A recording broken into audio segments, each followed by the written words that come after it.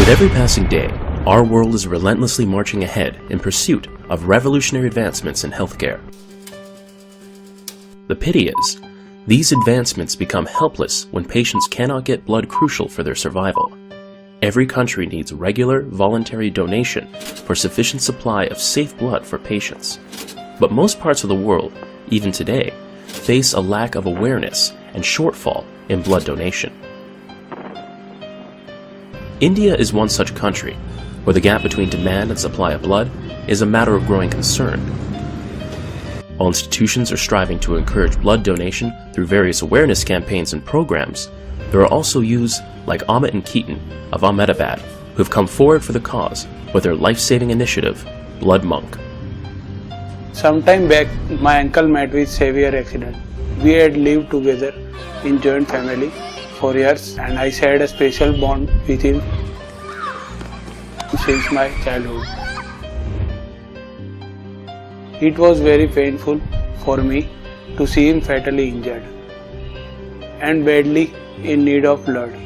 I was worried as he was the only bread earner of his family. We faced a tough time arranging blood for him. At that time, I realized the importance of blood donation and the value of bottle of blood in patient's life. I felt something should be done in this direction. We used to do a lot of charity and social work together. So one day when I and Amit were out for donating clothes, we talked and discussed about the shortage of blood donors in our city. Taking a step ahead, we together with one of our friends, Jatin, decided to make use of social media to help blood seekers. After 3 months of launching our initiative, we made a mobile app and website where blood donors can register themselves and have saved someone's life. Donating blood was one way I could contribute, but I also thought that it was not enough. More people should be encouraged towards blood donation. And Blood Monk was born. Blood Monk is a social initiative through which we try to connect blood receivers with blood donors. Our purpose behind this initiative was to save lives of patients in need of blood transfusion by helping them get donors through our network. People can post inquiries for blood on our Facebook, Twitter pages, mobile app and website. We then spread the requirement across our network to get voluntary donors for them. We have 50 plus registered donors with us so far, while more than 100 persons have been benefited through this initiative. We named our initiative as Blood Monk because we feel everyone who does something as great as donating blood are like monks, devoted to help others, devoted to save lives. Independent initiatives like this have broken the stereotype that only blood banks or other institutional bodies can facilitate blood donation. My father was hospitalized in NICU on 27th of April. After 2 weeks of treatment, he required B positive blood. Now, as B positive is common blood group, so hospital required more for other patients too. The doctor of blood bank requested us if we can arrange more B plus, B positive, it would be great help to hospitals, blood bank too. So I contacted few friends, but they had different blood group, and so I called my friend Amit Panchal. He promoted my request on social media, and the magic has started. After 30 minutes of talking with Amit, I started getting calls from blood donors, and in 2 to 3 hours I got 100 plus calls. Although based in Ahmedabad, these youths do not limit their spirit of helping patients. As I say, they would try their best to find donors for outstation patients if they receive any such inquiries. Amit and Keaton are examples of responsible youths who are making a difference in their own way by using social media in interest for society. Save life, make a difference, donate blood. Let's say that I go to the doctor's office, and I hate when this happens, but I always once in a while have to have my blood drawn, and the reason I hate it is that I'm kind of a chicken when it comes to getting my blood drawn. I don't like needles. But of course I do as I'm told, and I get my blood drawn. I just try to distract myself when the blood is actually filling that needle. And I usually look away, and before I know it, it's done, right? And so it's out of my mind, and I walk out of the office pretty happy because now I don't have to think about it anymore. But here's what I want to do now is kind of follow the path that this blood takes and think about what happens next after they draw the blood. So the first step is they usually put that blood into a tube, and usually that's done directly. Actually, these days, usually that tube is already kind of sitting and waiting, and it's collecting blood immediately. So this is my cap for my tube. And inside my tube, I've got blood. This is my blood filling up this tube. And this is kind of a special tube. And the thing to know about this tube is that on the walls of the tube is a chemical that basically prevents the blood from clotting. You don't want the blood to clot because it's hard to do any sort of lab work on it. And so this tube is very special in that way. It won't actually clot. And so to make sure it's working properly, sometimes people kind of gently shake the tube up a little bit just to make sure that there's good mixing and so that the blood doesn't clot. Now from there, the blood goes over to the lab. So there's a machine in the lab that takes blood from me. This is my blood. But it also takes blood from other people. Let's say a few other patients in the hospital that day or in the clinic. And all of our blood is kind of labeled and put into this machine. And what the machine does is it spins. It basically spins really quickly. So all these tubes, they're attached. So they don't fly away, but they basically spin as well. And if all these tubes are spinning, then what it creates is a force. Call it the centrifugal force. And so this process is called centrifugation. Let me write it out here. Centrifugation. And the machine is called a centrifuge. So it's basically going to spin really quickly, kind of, let's say, in one direction or the other. And as a result, what happens is that the blood starts separating out, and the heavy parts of blood kind of go to the tip of the tube, and the less dense part of blood actually rises towards the lid.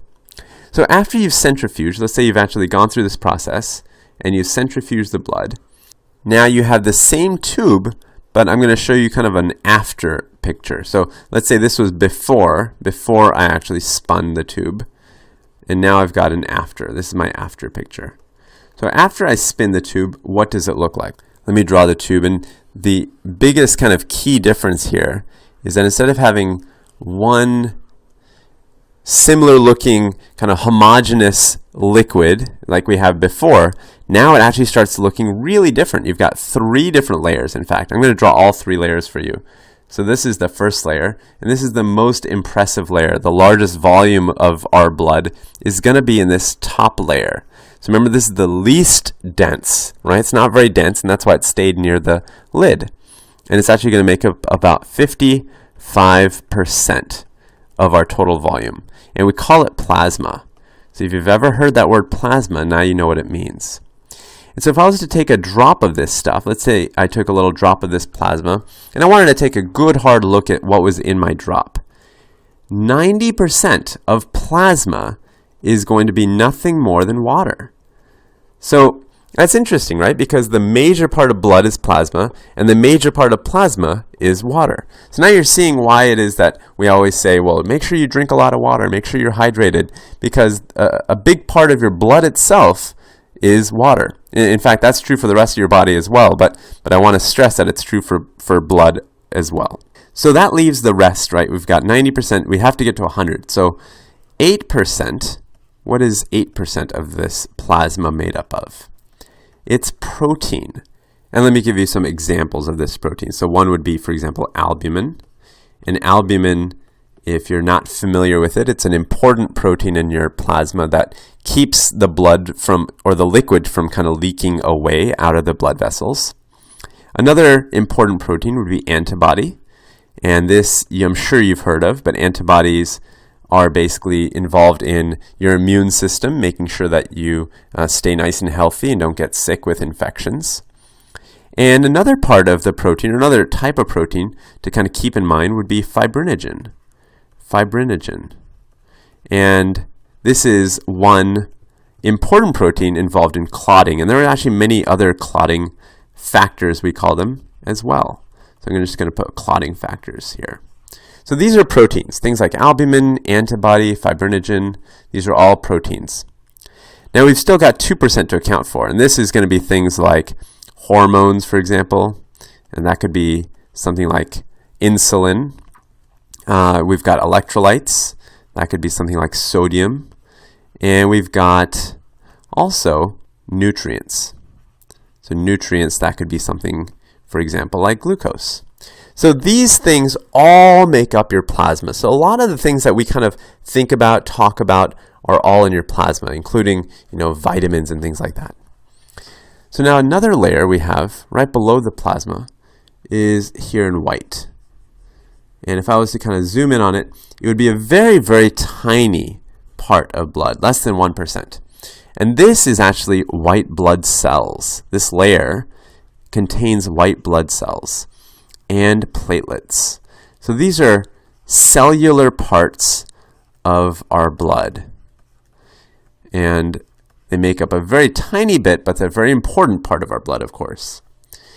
Below this layer, so now the most dense layer of blood would be the red blood cells. So this is this last bit. And this, just to make it add up, would be about 45%. About 45%. And these red blood cells, of course, contain within them hemoglobin, right? So sometimes it gets tricky because you forget, you think, oh, protein, so that must be plasma. Remember, red blood cells and white blood cells, within them they have proteins as well. So just remember, they contain lots of protein as well within them. So for example, hemoglobin. So this is an example, right? Now, one word you may have heard of is serum. So what is serum exactly? Well, serum, this word, is very, very similar to plasma in terms of what it's made of. In fact, if I was to circle what is in serum, I would circle this bit. Basically, everything within my blue line would be circled. This is serum. And so the only thing I've left out of serum is fibrinogen and the clotting factors. So plasma and serum, you can just remember being very similar, and the exception is that the serum does not include the fibrinogen and clotting factors. Now, looking down at the red blood cells, what can we learn from that? Well, you may have heard this term hematocrit. Hematocrit. And if this was my blood, if I actually had drawn my blood as I drew in this picture, and this was my blood, my hematocrit would have been 45%. And all that means is hematocrit equals volume taken up by red blood cells divided by the total volume. So if in this case my total volume is 100, my percent I already told you was 45%. So that's why I knew my hematocrit was 45%. It's just the percent taken up by your red blood cells. And that's an important percent to know because the red blood cells are the part of blood that are actually carrying oxygen around. Now, to kind of stress this point of hematocrit further and maybe even kind of introduce a couple of new words, let me draw out 3 little vials of blood. So let's say I have 3 vials here, 1, 2, 3. And these are going to be 3 different people, let's say. But they're all very similar, same age, same gender. Because hematocrit, what is normal, is actually going to change depending on whether you're talking about a certain age, a certain gender, even depending on where you live in terms of altitude. Because let's say you live at the top of a mountain, that is going to affect your hematocrit as well. So a lot of things affect hematocrit. But let's say we have 3 people kind of very similar in those ways. Now the first person, let's say I'm going to draw out their blood here. Their plasma, let's say, is taking up this much of their total volume. The second person, their plasma is taking up this much of their total volume. And the third person, their plasma is taking up, let's say, a lot of their total volume. Let's say all the way down to here. So you've spun all 3, and this is what you've gotten. Of course, all 3 still have white blood cells. Got to draw that in. And they have platelets. Of course, that's this tiny little layer, less than 1% we said. And the remainder then has to be red blood cells. So this is the red blood cell layer right here. This is the red blood cell layer. And it's really large here for this second individual. And this third individual, it's actually kind of on the smaller side. Not too much of the volume is taken up by red blood cells. So here, if I was to kind of go through and label these folks, I would say, well, this first person is what I would call normal. This second person has a lot of red blood cells. It's so predominant. This is a very high percentage, right? I know this is taking up a high amount, right, of the total volume. So this person has what I would call polycythemia. Polycythemia. It's just a medical word to say that the volume of red blood cells over the total volume is very high, or you could say their hematocrit is very high. And this person, this third person, has a very low amount of red blood cell volume relative to the total volume. This is actually pretty low. And so this person, I would say, has anemia. So if you've ever heard these terms, anemia, or I'm anemic, sometimes people say, or even the word polycythemia, now you know it's just referring to what volume of their blood is taken up by red blood cells.